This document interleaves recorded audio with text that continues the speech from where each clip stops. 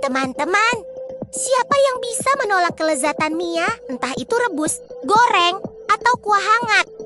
Makanan yang satu ini ada di hampir setiap negara di dunia.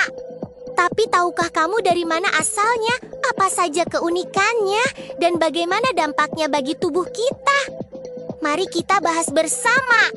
Sejarah mie diperkirakan dimulai dari Tiongkok kuno sekitar abad ketiga sebelum Masehi. Menurut catatan, pada masa dinasti Han, orang sudah membuat makanan dari tepung gandum yang diremas dan direbus. Pada abad ke-13, pedagang dan pelaut dari Tiongkok membawa mie ke seluruh Asia, termasuk Jepang, Korea, dan negara-negara di kawasan Nusantara. Di Indonesia sendiri, mie mulai dikenal sejak zaman kolonial dan berkembang menjadi hidangan khas seperti mie goreng, mie ayam, dan bakso mie. Seiring waktu, setiap negara mengembangkan variasi mie sendiri. Mulai dari ramen Jepang, udon Korea, hingga spaghetti dari Italia yang juga termasuk jenis mie dengan sejarah panjangnya sendiri. Ada banyak fakta unik tentang mie yang mungkin belum kamu ketahui. Pertama, mie bisa bertahan lama. Jenis mie kering bisa disimpan hingga berbulan tanpa pendinginan karena kandungan airnya sangat rendah. Kedua, ada mie dengan tekstur berbeda. Mulai dari yang lembut seperti mie birok, kenyal seperti mie telur, hingga keras seperti mie jagung. Ketiga, mie bisa dibuat dari berbagai bahan. Tidak hanya tepung gandum, tapi juga tepung beras, jagung, kentang, bahkan tepung ikan untuk jenis mie tertentu. Keempat, mie jadi simbol keberuntungan.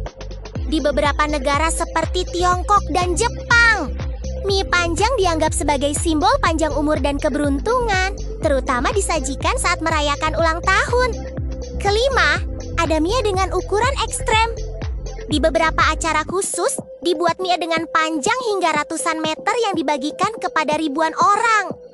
Jika dikonsumsi dengan benar dan dalam porsi yang tepat, mie bisa memberikan manfaat bagi tubuh, sumber energi cepat.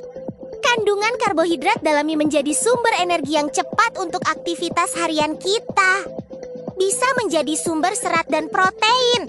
Mie yang dibuat dari tepung gandum utuh atau dicampur dengan bahan lain seperti telur, sayuran, atau ikan bisa menyediakan serat dan protein yang dibutuhkan tubuh.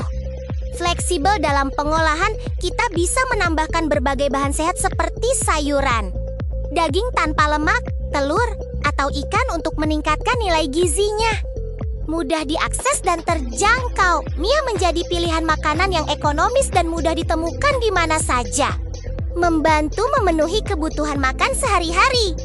Namun, jika dikonsumsi terlalu banyak atau dengan cara pengolahan yang tidak tepat, mie bisa menyebabkan dampak negatif. Resiko kelebihan berat badan dan diabetes. Kandungan karbohidrat yang tinggi jika tidak dibakar dengan aktivitas fisik bisa menumpuk sebagai lemak dan meningkatkan risiko diabetes tipe 2, masalah pencernaan.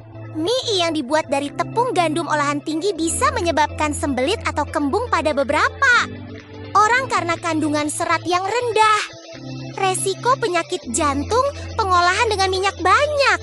Bumbu tinggi garam dan lemak jenuh bisa meningkatkan kadar kolesterol dan risiko penyakit jantung. Kurangnya nutrisi penting jika mie menjadi makanan utama tanpa tambahan bahan lain yang bergizi.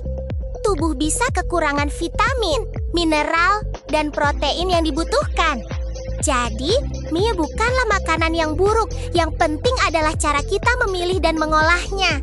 Pilihlah jenis mie yang lebih sehat, tambahkan banyak sayuran dan sumber protein segar, dan konsumsi dalam porsi yang sesuai. Makanan yang sudah ada ribuan tahun ini tetap bisa dinikmati dengan bijak agar kita tetap sehat.